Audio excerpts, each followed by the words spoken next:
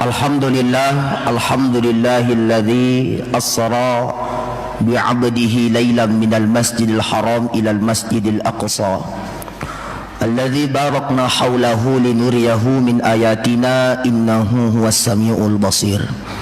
Asyhadu an la ilaha illallah wa asyhadu anna Muhammadar Rasulullah.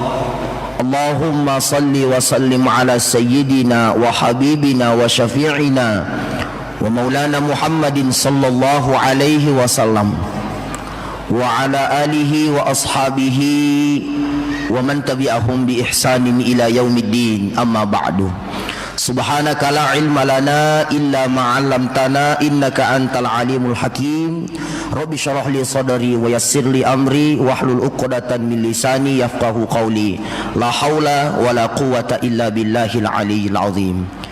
Yang saya hormati dan saya muliakan Bapak yang mewakili Wali Kota Samarinda, Bapak Camat, Bapak Lurah, seluruh struktur pemerintahan pada kesempatan ini, semuanya saya hormati dan saya muliakan.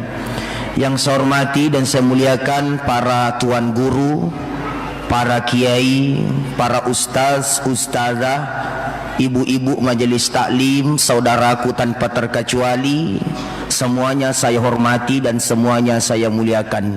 Secara pribadi yang saya hormati Bapak Haji Siddiq Amrillah sebagai alhamdulillah yang kita ketahui Ketua DKM Kota Samarinda. Bapak Ibu Ketua Masjid ya, Ketua Masjid DKM se-Kota Samarinda, mohon maaf kalau salah. Bapak Ibu tanpa terkecuali saya hormati dan semuanya saya muliakan.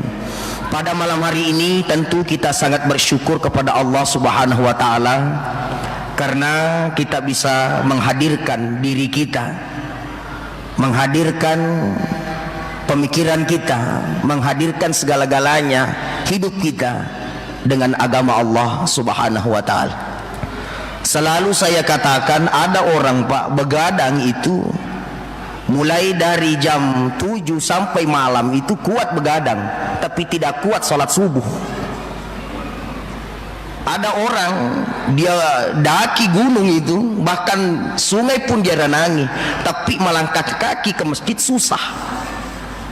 Ada orang kalau menyanyi bisa 3 album, bisa 4 album, tapi kalau bacaan Al-Quran, mohon maaf, di antara kita masih banyak tidak hafal, tidak tahu membedakan mana Al-Fatihah dan mana Alhamdu.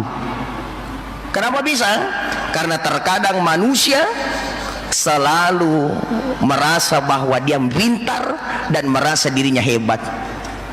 Bahkan banyak di antara kita malu kalau dia tidak pintar menyanyi, tapi tidak malu kalau dia tidak pintar mengaji. Nah, inilah yang harus kita perbaiki semua. Langkah kaki kita, jiwa raga kita, segala-galanya kita peruntukkan hanya ridhonya Allah Subhanahu wa ta'ala. Ketika kita bertanya apa yang melihat, apa yang mendengar, apa yang melangkah, apa yang memegang, maka sekilas orang mengatakan yang melihat adalah mata, yang mendengar adalah telinga, yang memegang adalah tangan, yang melangkah adalah kaki. Tapi di antara kita ada orang punya kaki tadi tidak bisa berjalan, ada orang punya mata tidak bisa melihat, ada orang punya bibir tidak bisa mengucap, ada orang punya telinga tidak bisa mendengar. Ternyata apa yang mendengar, apa yang melihat itu adalah rahmatnya Allah Subhanahu wa ta'ala. Bisa jadi ada mata kita tapi tidak bisa melihat, bisa jadi ada pendengaran kita, telinga kita, tapi tidak bisa mendengar. Maka kita di sini bersyukur kepada Allah Subhanahu wa ta'ala karena Allah selalu memberikan karunia luar biasa kepada kita, sehingga apa yang kita miliki sekarang itu semua adalah titipannya Allah Subhanahu wa ta'ala. Pernah tidak kita berpikir saking indahnya penciptaan manusia ini? Allah menciptakan hidung, enaknya dilihat hidung tak meskipun terkadang pesek, enaknya dilihat mata tak meskipun sipit-sipit, enaknya dilihat leher tak meskipun sering ada orang tidak punya leher, tapi indah dilihat. Kenapa? Karena di tempatnya lah dia. Coba seandainya hidung ini tempatnya di dekat ketek, coba seandainya mata ini di dekat mata kaki, apa yang akan terjadi? Tapi manusia diciptakan dalam kondisi yang paling sempurna, laqad khalaqnal insana fi ahsani taqwim. Tidak diciptakan manusia kecuali mereka dalam kondisi sempurna. Tsumma radadnahu asfala safilin. Kemudian mereka rendah, kemudian mereka hina karena mereka sendiri yang menghinakan dirinya. Salawat dan salam kita peruntukkan kepada baginda Rasulullah sallallahu alaihi wasallam. Semoga dengan berkahnya salawat kita, insyaallah kita bisa mendapatkan syafaat Nabi sallallahu alaihi wasallam. Allahumma salli wa sallim alaihi. Bapak-bapak dan ibu-ibu yang saya hormati dan saya muliakan, Isra Mi'raj itu adalah peristiwa yang sangat-sangat luar biasa. Dikala kita mau berbicara masalah Isra Mi'raj, yang dihadirkan di sini bukan logika, yang dihadirkan bukan kepintaran, tapi yang dihadirkan adalah iman. Kenapa mesti iman? Karena secara pemikiran biasa saja tidak masuk di akalnya seseorang apabila mereka mengatakan ada orang yang berjalan dari Masjidil Haram ke Masjidil Aqsa, ternyata tidak cukup satu malam. Padahal Nabi tidak berjalan, tetapi Nabi diperjalankan oleh Allah Subhanahu wa ta'ala.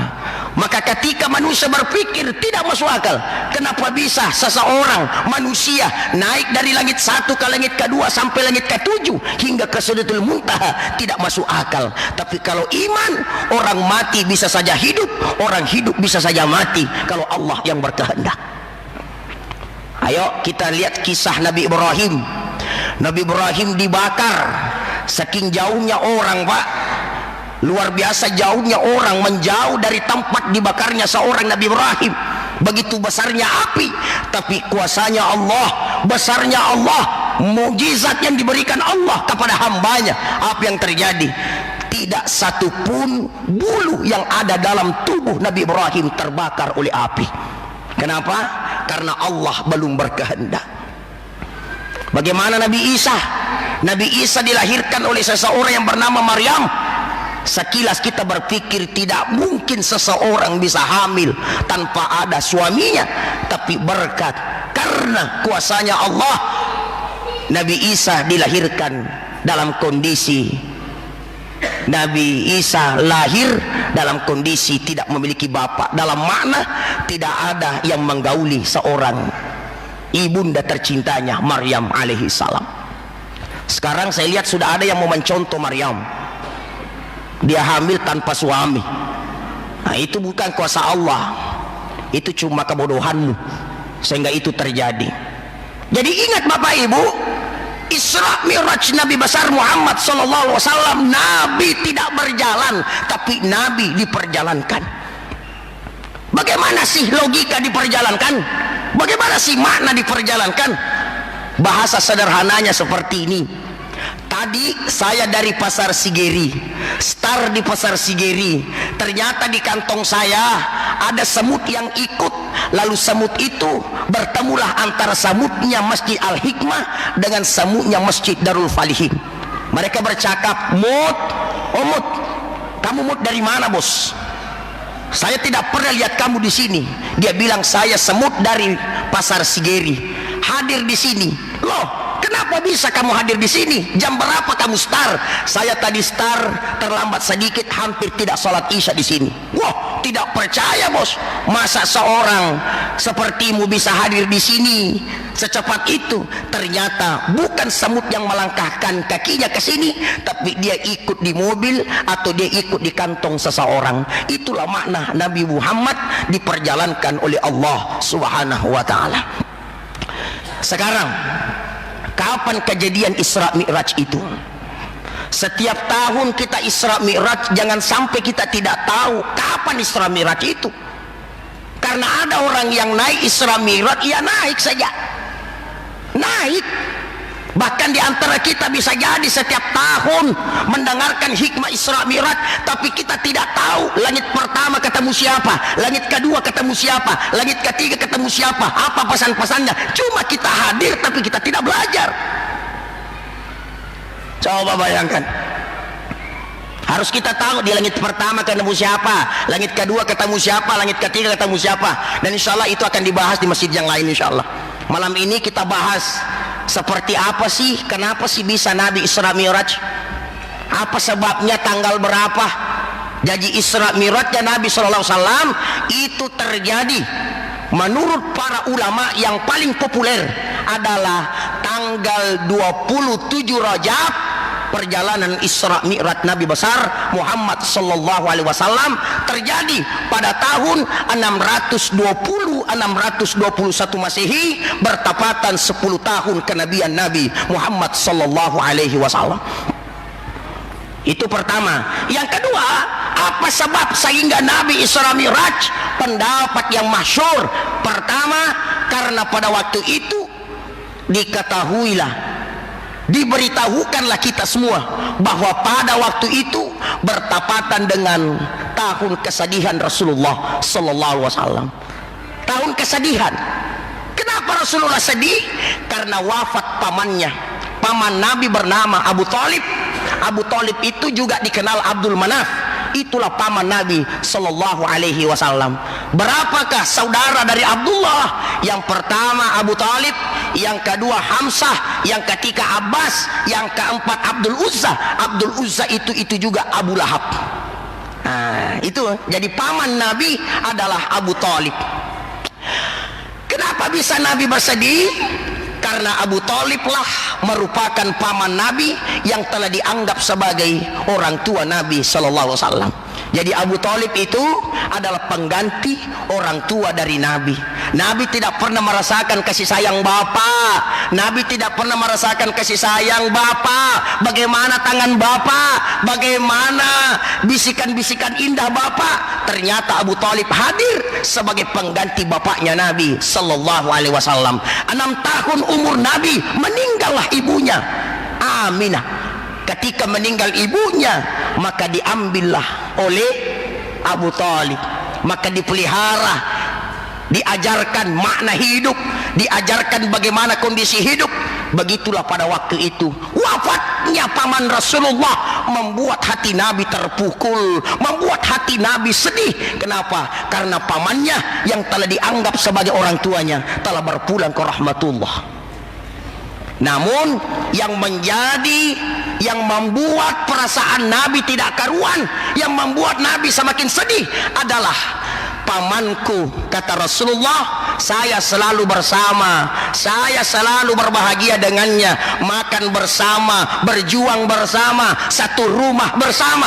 Tapi ternyata paman Nabi Abu Thalib tidak sempat mengucapkan kalimat syahadat. Itulah yang membuat kenapa Nabi bersedih. Oh, dia pikirkan itu. Yang kedua, tidak berselang lama meninggal lagi istri Nabi sallallahu alaihi wasallam. Siapa nama istri Nabi? Khadijatul Kubra. Meninggal istri Nabi. Memang dalam sejarah 40 tahun istri Nabi, Nabi umur 25 tahun, selisih 15 tahun. Kalau di kalangan kita di sini pasti kita menangis. Ya, kalau kita menangis pasti orang ejek kita, Pak. Kenapa? Karena istri lebih tua dibanding kita.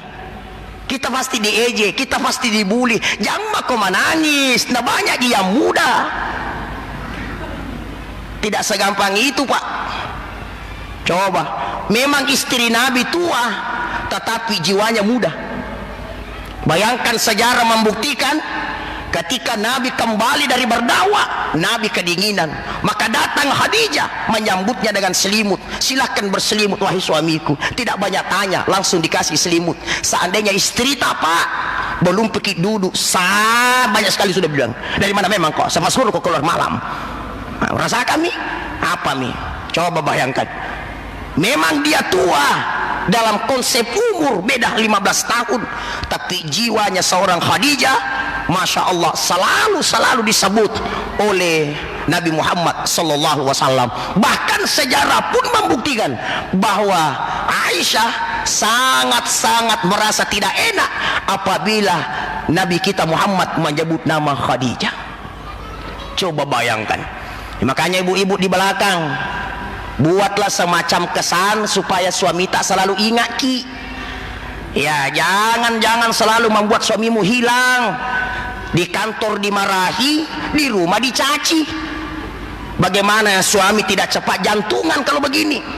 Di kantor bodoh, di rumah stres suamimu, akhirnya cepat mati. Kenapa? Karena tidak pernah diberikan hal yang baik. Suami juga harus tahu diri supaya istri tidak selalu marah-marah. Usahakan tahu diri juga, karena banyak suami dermawan sama orang lain tapi pelit sama istrinya.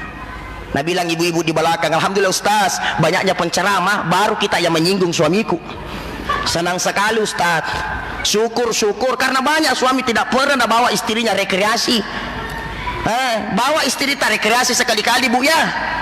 Enak tidak bu kalau dibawa ke rekreasi? Karena banyak istri baru mandi kalau banjir, baru dia pegang air kalau cuci piring. Bawa istrimu sekali-kali. Tapi makanya saya katakan tadi, jadikan kesan dalam keluarga supaya ketika nanti wafat istri atau wafat suami, ada kesan yang luar biasa sebagaimana kesannya Nabi kepada istrinya. Meskipun dia tua, tapi selalu dia berpesan, istriku Khadijah lah yang terbaik. Subhanallah.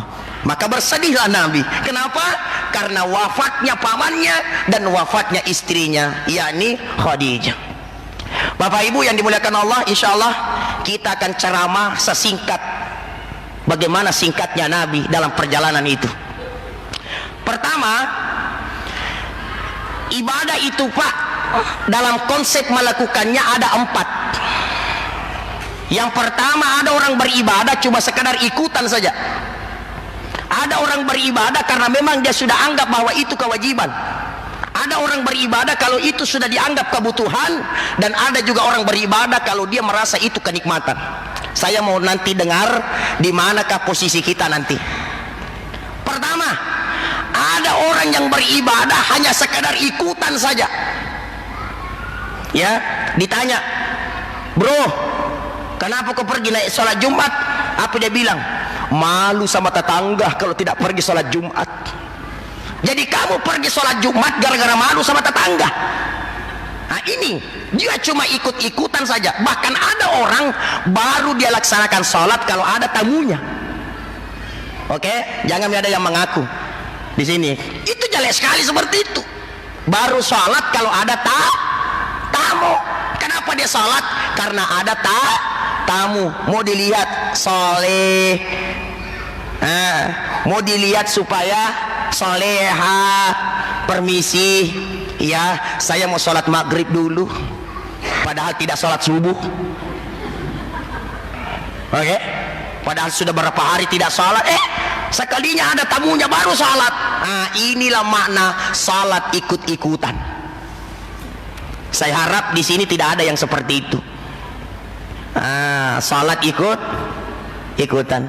Yang kedua, tingkatan ibadah yang selanjutnya adalah ada orang yang melaksanakan sholat atau ibadah hanya dia ingin supaya kewajiban itu terlaksanakan. Dia tidak memperhatikan bagaimana pakaiannya, yang penting jadi. Pakaian itu yang dipakai main futsal, itu yang dipakai ke kebun, itu yang dipakai bikin kue, itu yang dipakai menonton, itu dipakai gosip, itu dipakai cerita salah, juga dipakai sholat. Bahkan banyak di antara kita bapak dan ibu yang dimuliakan Allah, kalau mau bertemu dengan seseorang, Masya Allah, luar biasa pakaiannya. Sedikit saja ada kotor di bajunya, dia malu bertemu dengan orang yang ingin diajak bertemu. Wah, saya malu bertemu dia, saya malu. Kenapa? Karena yang diajak ketemu adalah seseorang yang tinggi, bisa jadi pangkatnya di dunia. Tapi kenapa kalau bertemu dengan Allah, itu yang dipakai main futsal, sudah 3 hari tidak dicuci, sarungnya itu juga dipakai BAB, dipakai juga kencing, baru itu juga dipakai sholat. Inilah makna hanya sekedar melaksanakan kewajiban. Masalah diterima atau tidak diterimanya urusan belakang. Ini penting bapak. Jadi jangan sampai ini terjadi kepada kita. Enak dilihat tidak? Kalau kita sholat atau kita beribadah pakai pakaian yang bersih, ya, pakai pakaian yang wangi, pakai pakaian yang suci, enaknya dilihat. Ini bapak-bapak juga ini, mohon maaf bapak-bapak, jangan suka Pak memakai celana kalau sholat, ditakutkan jangan sampai celana yang kita pakai kepercik air kencing sendiri. Ini penting. Ya syukur-syukurlah kalau celana yang dipakai tidak kepercik kencing. Yang ditakutkan jangan sampai yang kita pakai ada najis, ada air kencing, maka rugilah kita. Jaga itu. Karena bapak-bapak itu sering kalau kencing di mana-mana saja, asalkan ada pohon, ada tiang listrik, salah saya lagi. Tidak urus, yang penting ibu tenang dulu ya, ini urusan laki-laki. Kencing mereka, dia tidak cuci lagi. Kalau tidak ada tisu, kalau tidak ada air, maka ambil daun yang berbentuk segitiga. Tujuannya untuk mengusap itu supaya tidak ada lagi air kencing. Tapi cari juga daun yang bagus, jangan sampai daun yang ada ulatnya. Hati-hati juga merasa gitu. Bapak Ibu yang dimuliakan Allah Subhanahu wa taala. Jadi beribadah jangan hanya sekadar melepaskan kewajiban, tapi kita mau supaya khusyuk. Bagaimana caranya orang khusyuk? 4 caranya supaya kita mau khusyuk Bapak Ibu.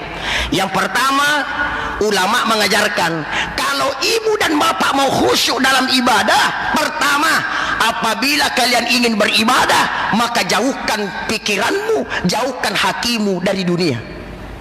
Coba, kalau kita mau ibadah, jauhkan segalanya.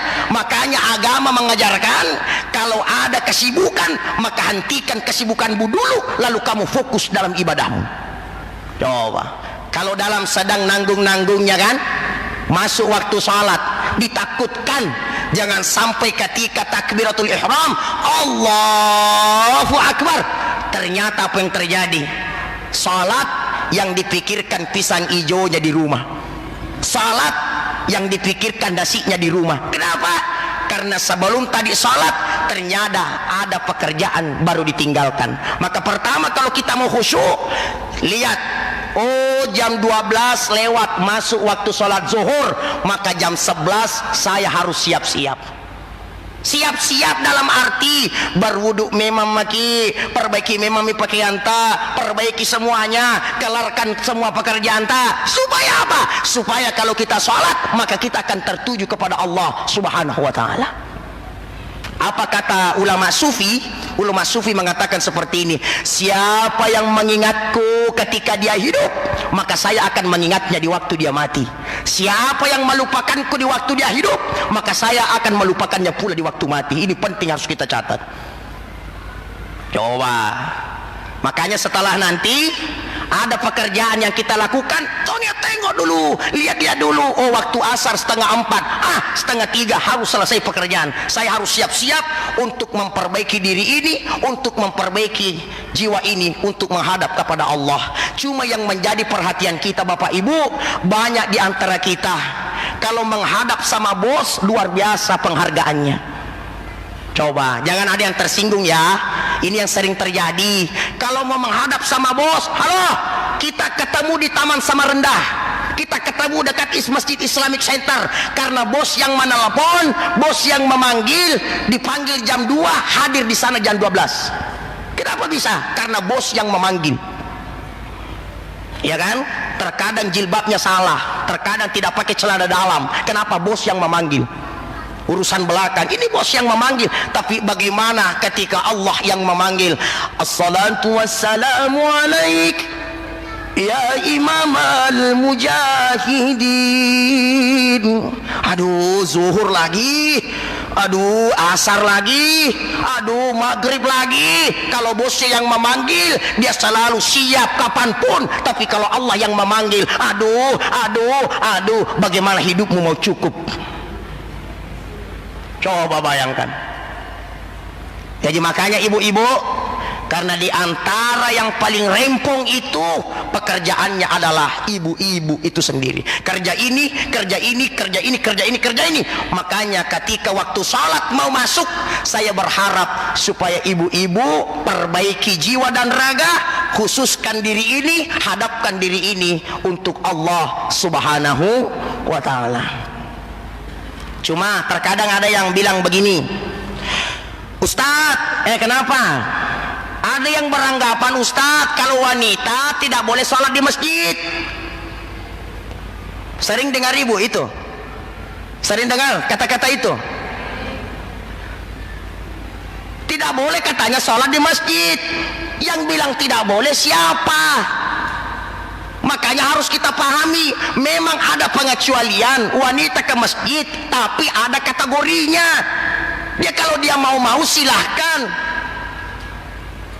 Coba, yang manakah itu? Yang pertama, wanita yang melahirkan 2 kali 1 tahun. Bulan 12 melahirkan, sekalinya bulan 11 melahirkan lagi, rempong. Betul tidak? Oh, jangan dulu kamu ke masjid, sholat saja di rumah. Kenapa? Karena anakmu masih kecil semua, 2 orang. Jangan sudah dulu ke masjid, kamu sholat dulu di rumah. Kenapa? Karena ada anak yang masih kecil.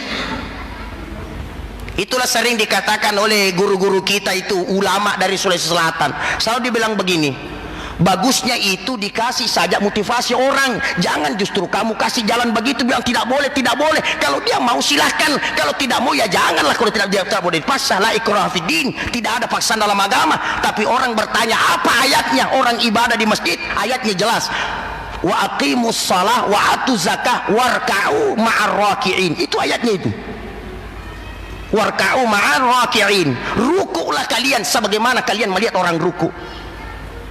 Coba. Jadi kalau misalkan dia 2 kali melahirkan 1 tahun, jangan dulu ke masjid, urus dulu anak tak. Kenapa? Karena anaknya kamu urus pagi hari, malamnya bapaknya kamu urus malam hari. Yang kedua, yang dikategorikan jangan dulu ke masjid adalah, yang kedua, jangan sampai kalau kamu ke masjid suamimu tidak makan apa-apa di rumah. Nah, ini penting. Itu dulu. Karena kenapa? Orang tua dulu susah kalau mau masak. Dulu itu Pak, kami di sana di kampung, saya ingat itu, ada dulu namanya dapok namanya. Dapok itu bermakna seperti ini, ada semacam tempat untuk memasak, itu terbuat dari tanah. Ya, terbuat dari tanah, setelah itu dikasih kayu. Kalau menghidupkan itu belum ada minyak tanah. Caranya bagaimana? Kipas terus, baru ada itu semacam bambu. Nasi saja dimasak kadang 2 jam. Mana lagi air panas mau dipanaskan terkadang 1 jam. Wah, tidak cukup waktu. Jangan sampai ke masjid tidak makan suamiku kodong di rumah. Tapi sekarang apalagi alasan tak? Saya mau masak. Bagaimana mau masak? Nah, tinggal jiki menonton. Menonton kenapa? Serba canggih sekarang, tidak bisa masak, ada rice cooker. Tidak bisa beli ikan di pasar Sigeri, ada ikan sarden. Betul tidak? Ada ikan sarden. Sebenarnya itu semua memudahkan kita beribadah. Memudahkan kita beribadah. Kita mau makan sayur, tidak ada sayur, ada Indomie. Kita mau buat teh, tidak bisa kita panas air, ada teh gelas. Itu justru memudahkan. Jadi kalau sekarang ada yang beranggapan saya tinggal di rumah karena saya mau berbakti kepada suamiku, saya belum sempat dulu ke masjid, itu menandakan bisa jadi kamu tinggal apa di rumah. Karena sekarang serba praktis. Ingat, kalau istri mau pergi ke masjid silahkan.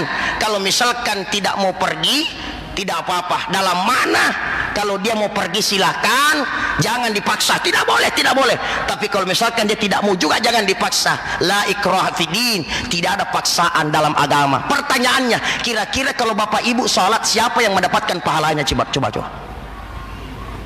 Ini penting. Kita sholat siapa dapatkan pahalanya? Kita sendiri, tidak mungkin orang lain. Kita beribadah yang mendapatkan manfaatnya siapa? Kita sendiri, bukan orang lain. Coba.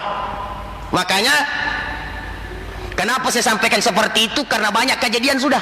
Kejadian apa? Demi Allah, sering kita dengar ada orang yang wafat gemuk tubuhnya, tapi kenapa ringan jenazahnya? Ada juga orang kurus tubuhnya, tapi kenapa berat jenazahnya? Di mana kira-kira rumusnya itu? Masuk logika tidak? Masuk tidak di logika kata? Kalau ada orang gemuk kenapa ringan diangkat? Masuk tidak di logika kata? Tidak masuk di logika kita tak? Masuk tidak di logika kita. Ada orang kurus, kenapa berat sekali diangkat? Masuk tidak di logika kita? Tidak masuk. Tapi ingat, rahmat Allah selalu ada. Makanya supaya kita mendapatkan rahmatnya Allah, maka selalulah kita cari rahmatnya Allah subhanahu wa ta'ala. Ada ulama yang bernama Syekh Muhammad Mutawalli Asy-Sya'rawi. Ulama itu mengatakan seperti ini, ketika kalian berdoa, ketika kalian meminta kepada Allah, apa yang kita minta? Mintalah ridhonya Allah subhanahu wa ta'ala. Ingat Bapak Ibu, kalau ibu berdoa minta ridhonya Allah, jangan minta harta. Ya Allah rumah, ya Allah tanah, ya Allah kontrakan, ya Allah. Minta suami saja. Apa gunanya harta berlimpah tapi tidak ada ridhonya Allah di dalam? Meskipun harta tidak ada, tapi ridhonya Allah ada, maka itu akan mendatangkan ketenangan. Nah itu yang kedua. Yang ketiga, kenapa wanita diberitahukan jangan dulu ke masjid, terkecuali wanita ini. Yang manakah dia? Wanita apabila kalau sampai di masjid ternyata cuma sampai menggosipkan orang. Coba sampai di masjid cerita salah saja, cerita kejelekan orang, suaminya anu begini, suamimu murus. Biar kurus suaminya orang, dia tong yang kurusnya suaminya, biar kami kurus suaminya orang, ada yang panahnya, kamu gemuk suamimu belum ada anakmu karena lobet suamimu. Ini penting. Sampai di masjid cerita saja ini. Itulah kenapa ya jauh-jauh sebelum kita salat diperintahkan supaya untuk berwudu, supaya antara berwudunya kita dengan waktu salat kita simpan itu untuk mengucapkan kalimat-kalimat thayyibah, mengucapkan kalimat-kalimat zikir la ilaha illallah Muhammadar Rasulullah, astagfirullah. Kalau bisa mengaji-mengajilah daripada kita cerita salah, ya kan, daripada kita cerita keburukan. Karena ada juga orang Pak, mau salat orang semakin masih Pak ceritanya, mau salat orang semakin indah itu kata-katanya. Tunggu dulu. Apa tadi itu bilang? Allahu Akbar, asyhadu la ilaha illallah. Apa tadi? Penasaran sekali maka. Asyhadu la ilaha illallah, asyhadu anna Muhammadar Rasulullah. Ada sebetulnya mau salat, begitu. Coba. Sehingga imam di depan Allahu Akbar, kasih tahu lagi Allahu Akbar. Bagaimana caranya? Padahal berdiri perbaiki, hadapan perbaiki, jiwa dijaga, perasaan dijaga, karena kita mau menghadap kepada Allah subhanahu wa ta'ala. Saya senang tadi qori kita, imam tadi, dia baca surah An-Nas. Kenapa dia baca surah An-Nas? Supaya kita terhindar dari godaan manusia dan godaan syaitan. Coba. Ada orang beribadah karena dia menganggap ibadah itu kewajiban, sehingga dilaksanakan, sehingga dilakukan, tidak urus diterima atau tidaknya, yang penting saya lakukan. Maka jangan ada anggapan seperti itu. Makanya itu termasuk kategori nomor 2. Yang ketiga, ada orang yang mengatakan bahwa ibadah yang saya lakukan itu karena sudah saya anggap sebagai kebutuhan saya. Ini sudah tinggi-tinggi lagi di atas ini. Apa makna dari kebutuhan? Kita sendiri yang pikirkan apa kebutuhan.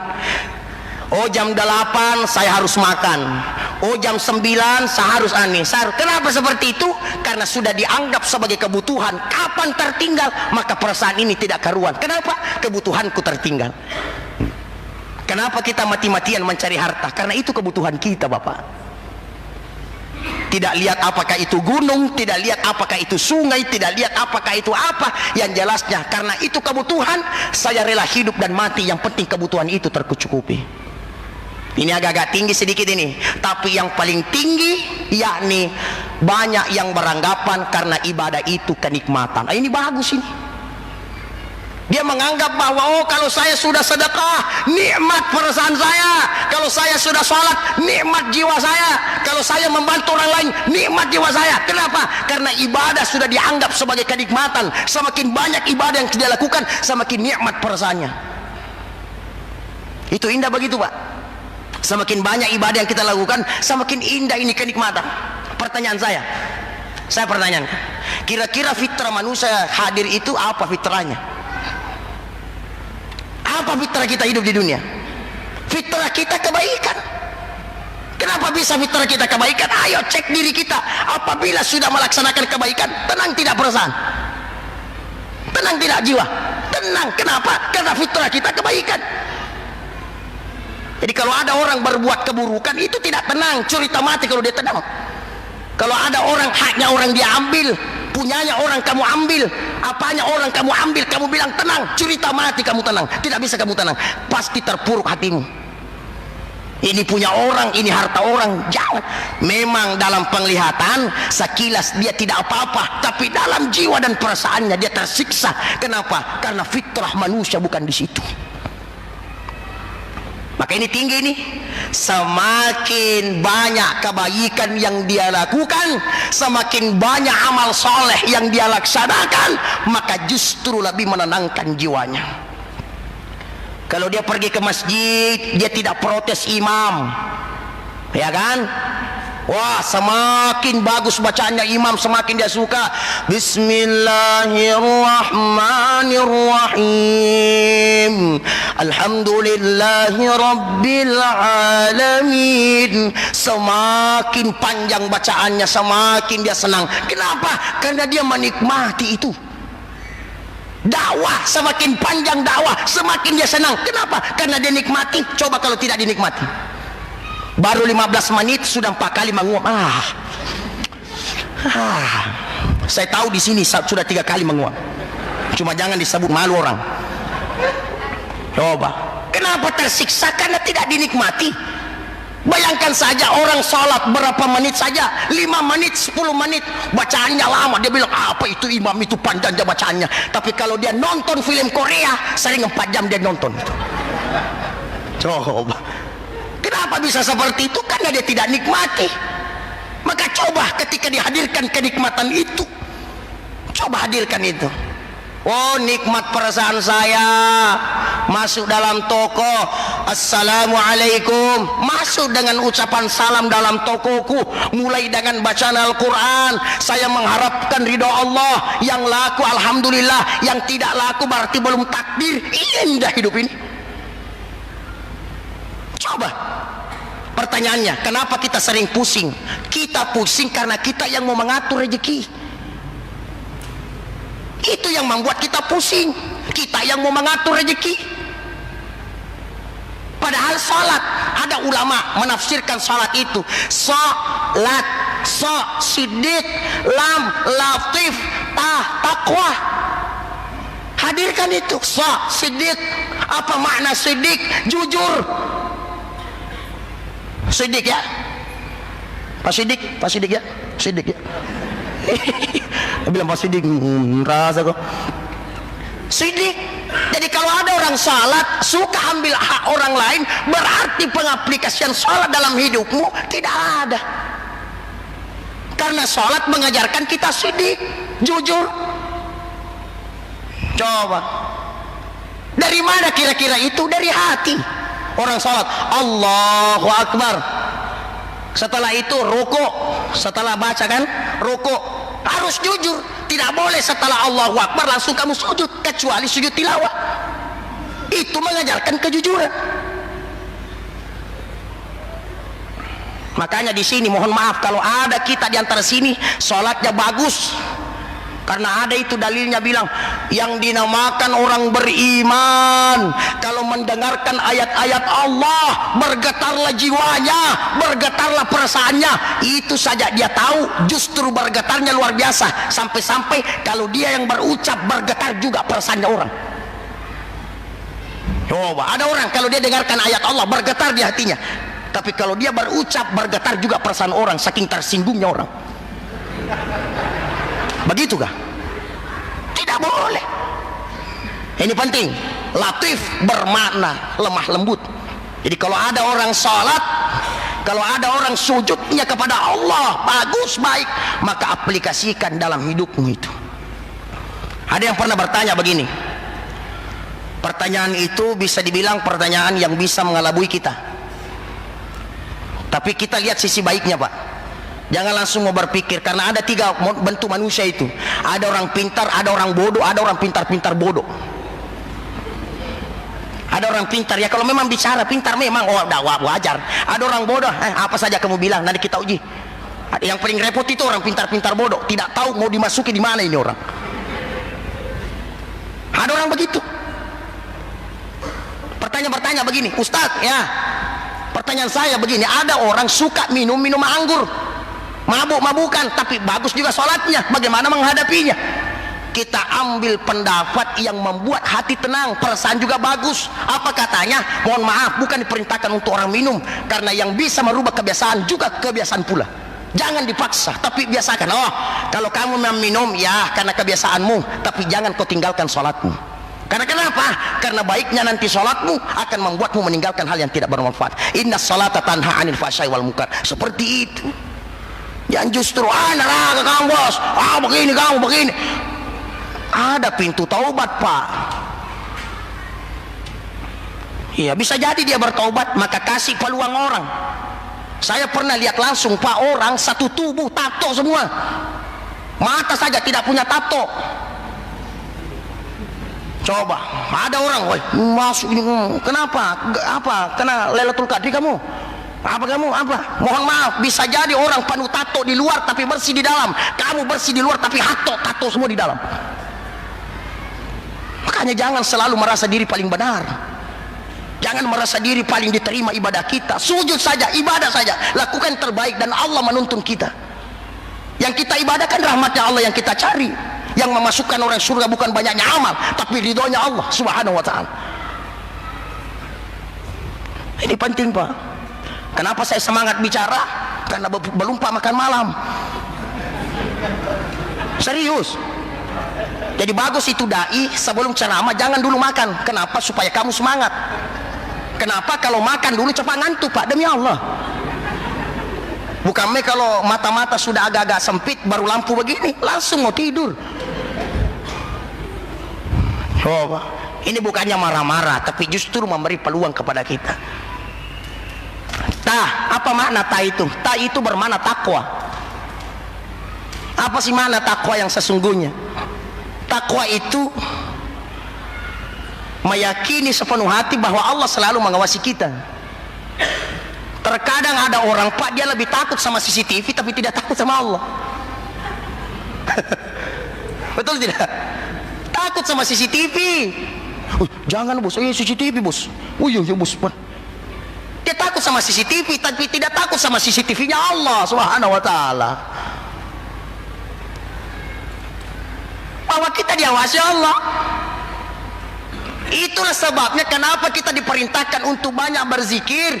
Bismillahirrahmanirrahim. Ya ayyuhalladzina amanu dzkurullaha dzikran katsira wasabbihuhu bukratan wa asila.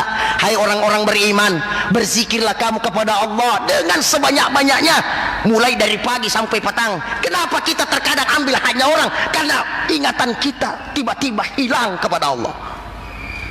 Coba pak, makanya diperintahkan kita perbanyaklah berzikir, perbanyaklah mengingat Allah mulai dari pagi sampai malam.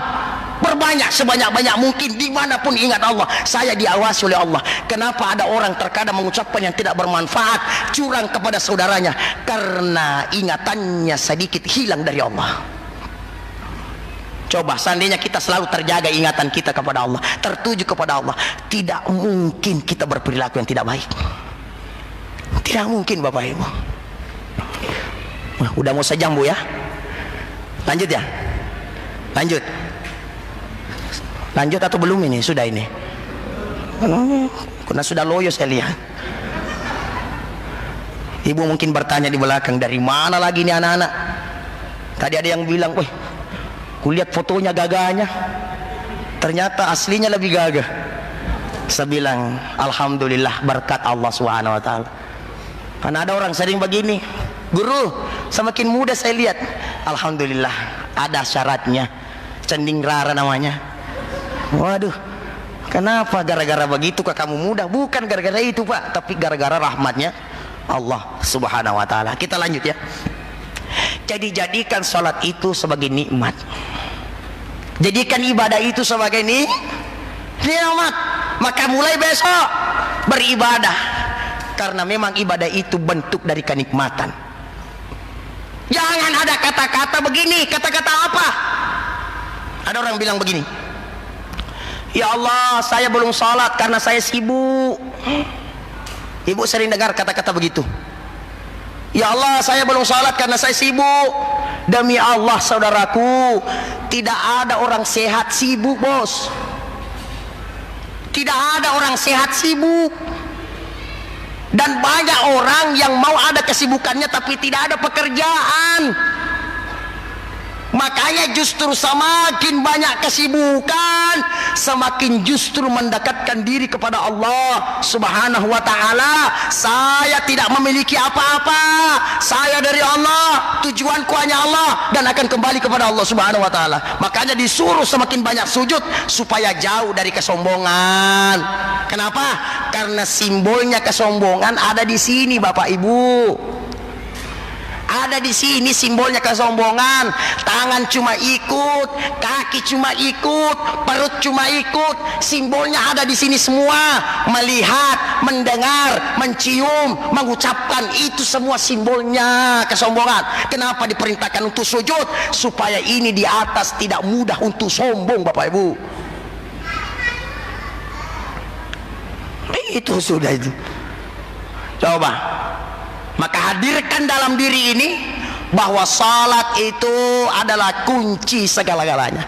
As-salatu miftahul jannah, as-salatu imaduddin, as-salatu miftahu kulli khair. Coba enaknya kalau begitu. Kebaikan yang saya lakukan, yang menjadi kunci kebaikan itu adalah salat. Surga yang saya damba-dambakan, kuncinya surga adalah salat. Saya agamaku ini, maka harus saya yakini as-salatu imaduddin. Salat itu adalah tiangnya agamaku. Siapa yang tidak salat berarti sama halnya dia meruntuhkan agamanya sendiri. Nah, banyak orang Pak Islam cuma KTP-nya saja Islam. 2 kali saja dia ucapkan syahadat. Pertama waktu disunat, yang kedua waktu menikah. Itu saja repot sekali waktunya menikah. Disuruh syahadat, asyhadu asyhadu asyhadu asyhadu. Apa? Mau ambil mie? Siapa suruh banyak cewek mau gombal? Waktu mau menikah susah kau ucapkan. Kenapa? Karena terlanjur keluar mi kata-katamu yang kemarin. Dinda, ada jembatan dekat rumahmu. Kenapa? Memang saya mau pakai menyeberang ke hatimu. Sekalinya dia menikah tidak bisa diucapkan syahadat. Kenapa? Banyak janji tidak ada amalan. Ingat ya, cantik membuat kita menatap, tapi wanita baik membuat kita menetap. Yes. Coba, cantik membuat kita menatap, wanita baik membuat kita menatap. Coba, laki-laki tampan membuat kita senang, tapi laki-laki sopan membuat kita tenang. Masya Allah. Coba, tidak ada guna-gunanya hidup Pak kalau tidak berakhlak. Makanya supaya kita tetap berakhlak, jaga salat.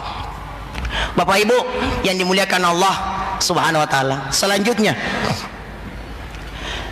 Nabi sallallahu alaihi wasallam itu disanjung oleh Allah dalam surah Al-Isra. A'udzu billahi minasyaitonir rajim. Subhanalladzi asra bi'abdihi lailan minal masjidil haram. Maha suci Allah Subhanahu wa ta'ala yang memperjalankan hambanya. Siapa yang mengakui Muhammad sebagai hambanya? Allah. Kita di sini mengaku hamba, belum tentu Allah mengakui kita sebagai hambanya. Tapi bagaimana dengan Nabi Muhammad sallallahu alaihi wasallam? Masya Allah, Allah yang memberi kemuliaan, memperjalankan hambanya. Jadi Allah yang mengakui bahwa Muhammad adalah hambanya. Kita bisa jadi selalu mengaku hamba. Ya Allah, saya hambamu, ya Allah, saya hambamu, ya Allah, saya hambamu, ya Allah. Ternyata perilaku kita tidak menandakan hambanya Allah. Coba kita simak sedikit sejarah Nabi Musa bersama dengan umatnya. Nabi Musa memiliki umat. Dia kalau sujud, batu melengkung itu kalau dia sujud. Di Darul Falihin sudah ada tidak yang membengkokkan apa namanya ini, karpet? Jangan kalau sini membengkok itu tehel semua itu. Saking bagusnya sujudnya, saking lamanya sujud, bengkak dia punya itu, bengkak batu. Coba bayangkan, sampai-sampai batu itu melengkung kalau dia sujud. Umatnya Nabi Musa alaihissalam. Makanya kita tidak boleh berprinsip begini, karena ada orang mengatakan begini, salat itu mungkin dilaksanakan ketika Muhammad saja. Ini penting harus kita ketahui, salat itu sudah ada terlebih dahulu, cuma kegerakan yang paling paripurna adalah gerakan umatnya Muhammad. Dulu ada orang salat berdiri, ya berdiri saja, tidak ada ruku, tidak ada sujud. Ada juga ruku saja, ruku terus. Ada juga sujud, sujud terus. Maka Nabi Muhammad beserta dengan umatnya paripurna, ruku, sujud dan sebagainya. Tahu tidak sejarah Sami Allahu liman hamidah? Tahu tidak sejarahnya itu? Dulunya itu Pak, bacaan salat itu Allahu Akbar semua. Allahu Akbar, Allahu Akbar, Allahu Akbar. Tahu tidak sejarahnya Sami Allahu liman hamidah itu? Itu juga penting harus kita pelajari. Sejarahnya di mana? Sejarahnya begini. Suatu ketika Abu Bakar As-Siddiq terlambat. Ya kan? Orang sementara ruku, tiba-tiba dia datang, astaga saya terlambat. Sami Allahu liman hamidah. Nikmat bagimu karena kamu masih ingat waktu sholat.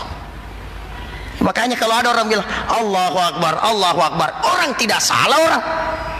Jangan langsung bilang oh salah, kenapa bukan Allahu Akbar, Sami Allahu liman hamidah. Di situ Allahu Akbar, harus tahu sejarahnya. Di mana sejarah Sami Allahu liman hamidah itu?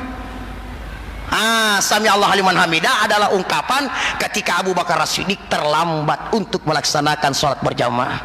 Maka disampaikan kepadanya, astaga saya terlambat. Maka ketika sementara ruku, dia dengarkan di belakang, saya terlambat, masya Allah, Sami Allahu liman hamidah. Kenikmatan bagimu karena dirimu masih mengingat waktu sholat. Penting ini, Bapak Ibu yang dimuliakan Allah Subhanahu Wa Taala. Nah, umat Nabi Musa kalau dia sujud itu batu melengkung, Bapak. Batu melengkung.